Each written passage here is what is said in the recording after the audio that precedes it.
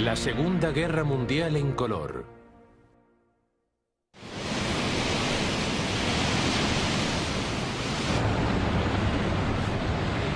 La guerra en las islas. A principios de 1943, el Imperio japonés estaba en su máximo apogeo.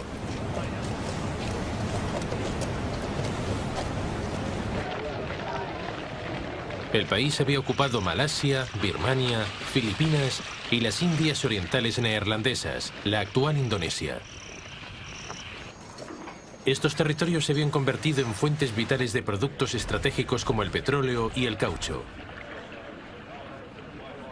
Pero Estados Unidos ya diseñaba planes para frenar el desarrollo japonés.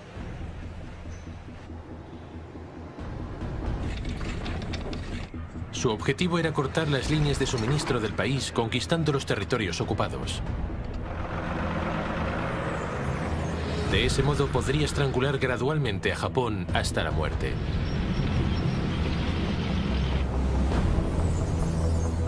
Pero para triunfar en las vastas extensiones del Pacífico, Estados Unidos necesitaba desarrollar nuevas formas de guerra móvil. Se basarían en desembarcos anfibios apoyados por aviones lanzados desde portaaviones.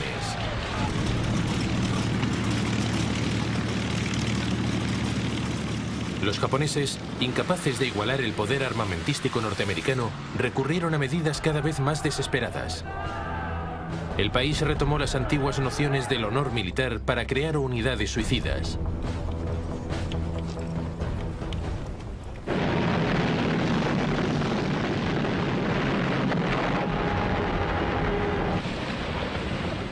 El resultado sería una pérdida terrible de vidas.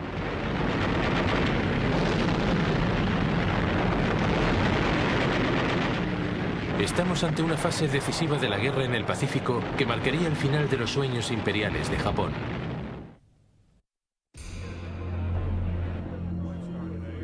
Pero para eso todavía faltaba mucho. En la primavera de 1943, los jefes militares de Estados Unidos se enfrentaban a un dilema. Se les presentaban dos opciones para la derrota de Japón.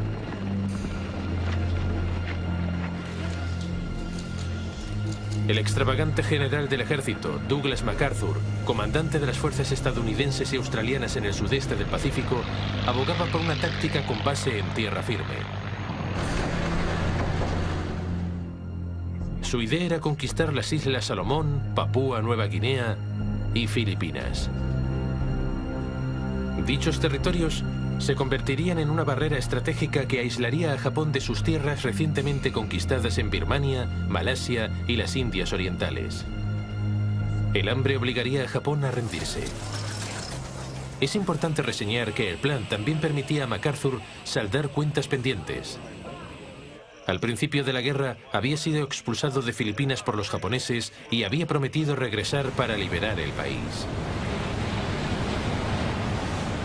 Pero la Marina estadounidense tenía una idea diferente.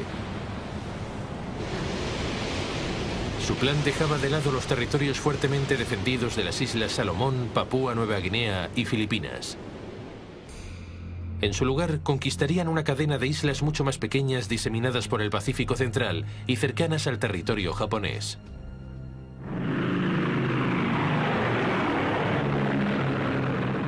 En lugar de una barrera, Estados Unidos contaría con una serie de bases estratégicas desde las que atacar las líneas de suministro japonesas.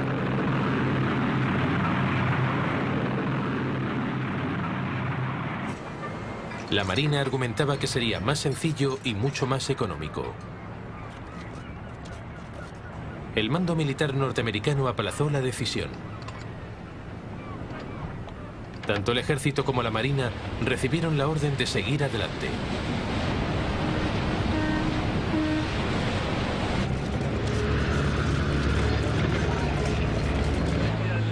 En junio de 1943 se inició el plan de MacArthur. Se llamaba la Operación Cartwheel. El primer objetivo era la base militar japonesa en Rabaul, Nueva Bretaña, en las Islas Salomón. Fue un ataque con dos frentes.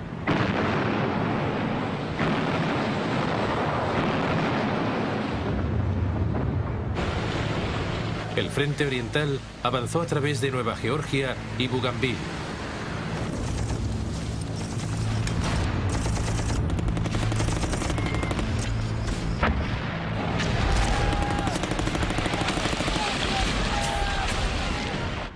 El frente occidental lo hizo a través de Papúa Nueva Guinea. Pero la selva, virtualmente impenetrable, y el insalubre clima demoraron su avance.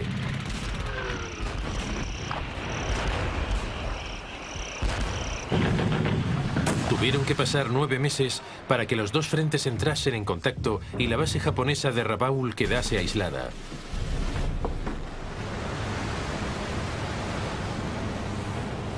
Mientras el ejército estadounidense se hacía con el control de las Islas Salomón, la Marina reunía una poderosa flota.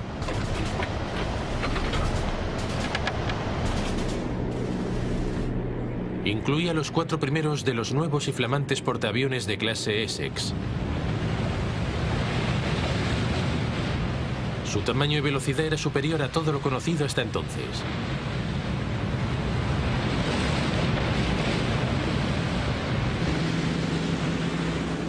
Los nuevos portaaviones estaban equipados con naves extraordinarias, como los cazas Hellcat y los Corsair, los bombarderos en picado Helldiver y los torpederos Avenger. Todos juntos superaban en número y rendimiento a sus oponentes japoneses.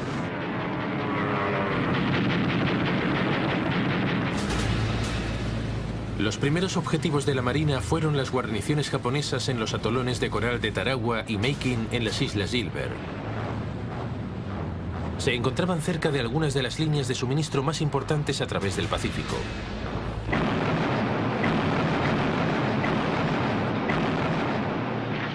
Durante una semana, los atolones fueron bombardeados por la aviación procedente de los portaaviones.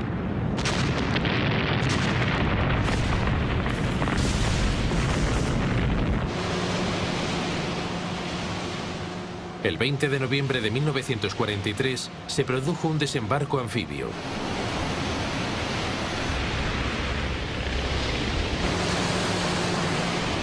Makin fue capturado sin apenas dificultades.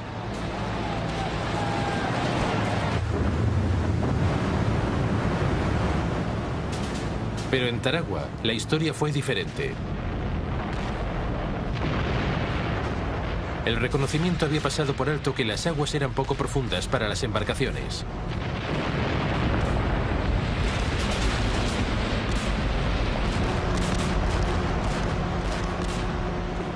Cuando los marines saltaron hacia la playa, cayó sobre ellos una intensa descarga de fuego.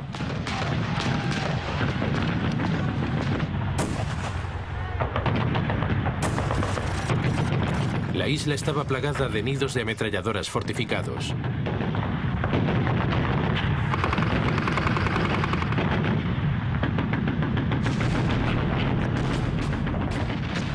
Los soldados estadounidenses que lograron llegar a tierra fueron capturados en la playa.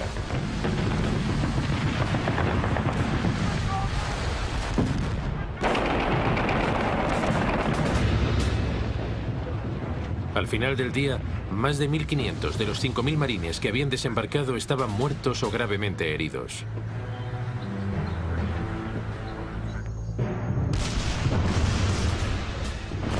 Durante los 2 días siguientes, los ataques frontales hicieron retroceder a los japoneses centímetro a centímetro. A menudo, solo los lanzallamas lograban eliminar los puestos fortificados de los japoneses.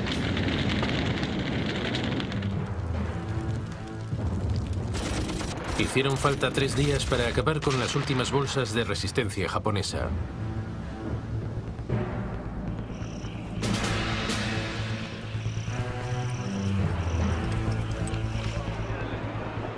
De los 4.200 soldados japoneses apostados en la isla, solo 17 fueron capturados con vida.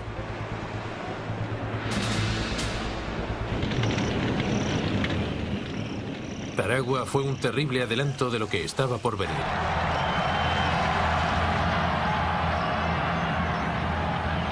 Los japoneses habían demostrado que en su mente no entraba la idea de rendirse. Lucharían hasta la muerte.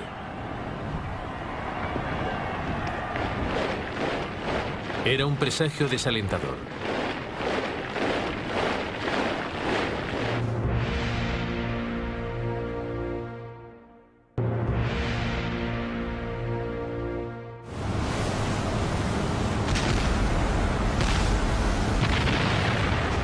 En enero de 1944, la ofensiva naval americana en el Pacífico se desplazó a las Islas Marshall.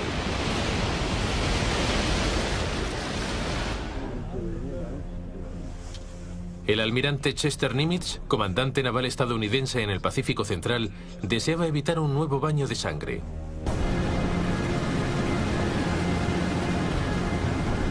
Por ello, la Fuerza Aérea bombardeó los aeródromos japoneses en las islas durante casi 2 meses.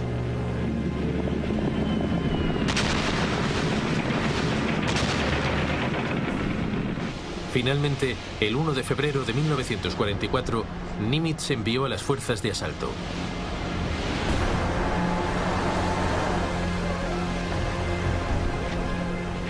La isla de Roy, llana y abierta, fue conquistada con rapidez.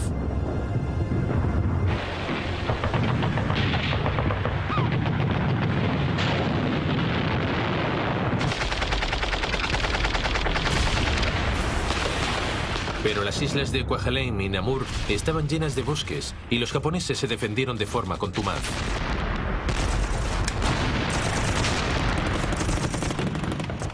Las fuerzas estadounidenses utilizaron lanzallamas y explosivos.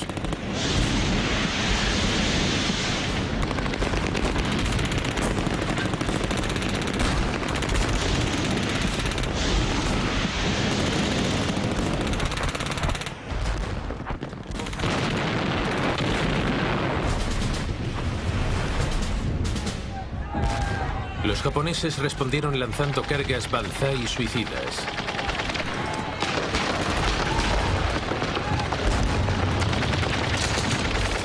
Pero las fuerzas norteamericanas sabían lo que les esperaba. Los japoneses fueron masacrados. Un atolón tras otro, las Islas Marshall cayeron ante el avance estadounidense.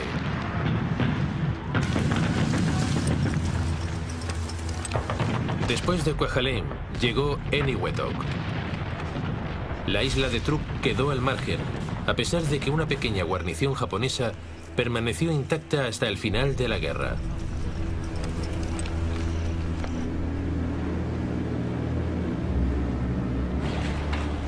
El camino estaba despejado para la siguiente ofensiva, 1.600 kilómetros al oeste, en las Islas Marianas. Si Estados Unidos lograba conquistarlas, el territorio japonés quedaría al alcance de sus bombarderos pesados.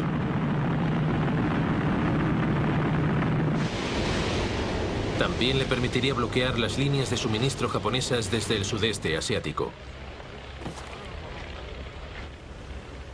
El 11 de junio de 1944, Estados Unidos comenzó a debilitar la resistencia en las 3 principales islas de las Marianas.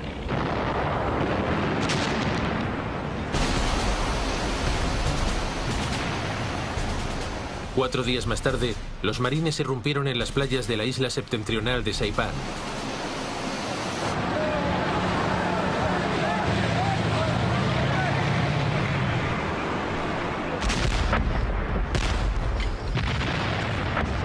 En esta ocasión, el terreno era montañoso, con numerosas cuevas, y los bombardeos preliminares no habían debilitado las defensas japonesas tanto como se había previsto.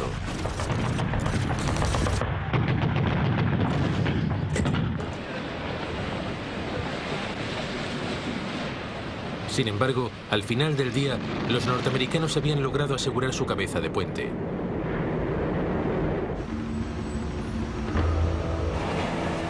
En Tokio, la noticia despertó una gran alarma.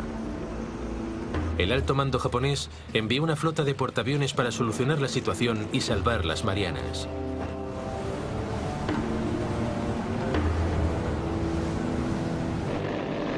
Pero el destacamento fue detectado por los submarinos estadounidenses. Los americanos enviaron su principal fuerza de portaaviones para interceptar a los japoneses.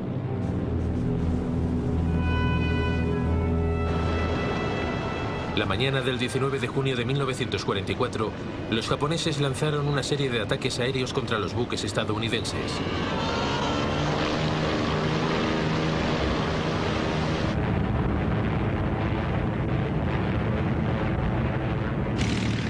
pero los radares estadounidenses se los vieron venir.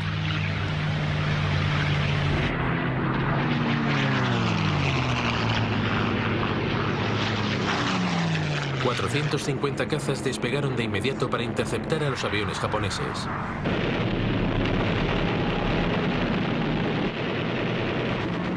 El combate se convirtió en la mayor batalla de portaaviones de la historia.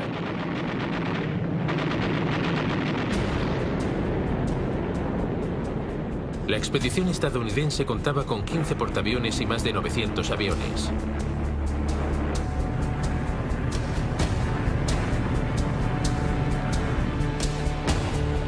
Frente a ellos, los japoneses tenían 9 portaaviones y casi 500 aviones. Pero Japón había perdido a la mayor parte de su tripulación aérea más experimentada durante las campañas de las Islas Salomón y Marshall. La bisoñez de sus pilotos contrastaba con los estadounidenses, curtidos en 1000 batallas. Los japoneses eran, por lo tanto, inferiores en armamento y en experiencia.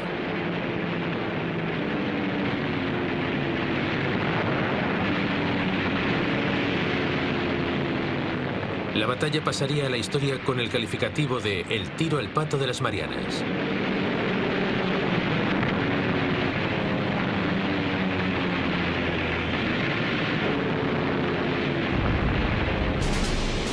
Tras media hora de batalla, un torpedo de un submarino estadounidense alcanzó al portaaviones japonés más moderno y de mayor tamaño, el Taiho, desde el que todavía estaban despegando aviones.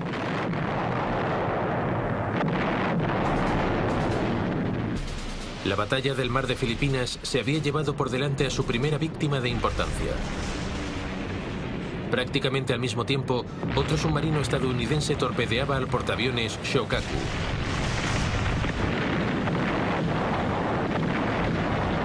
Quedó completamente destrozado. Sin embargo, el comandante japonés decidió continuar con la operación, confiando en evitar más desembarcos estadounidenses en las Marianas.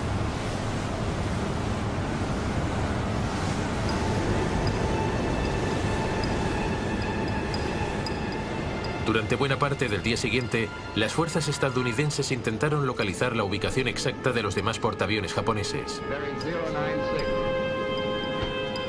Hasta la tarde no consiguieron encontrarlos. Era demasiado tarde para lanzar un ataque, y los aviones tendrían que volar al límite de su alcance. Pero el comandante del destacamento estadounidense, el almirante Mark Mitchell, decidió jugársela y atacar.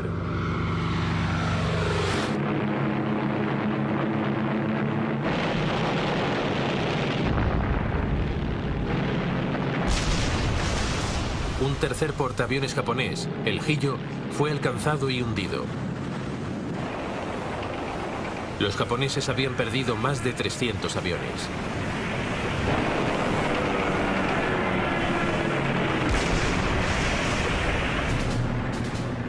Pero a su regreso, los aviones estadounidenses, ya escasos de combustible, se encontraron con un problema.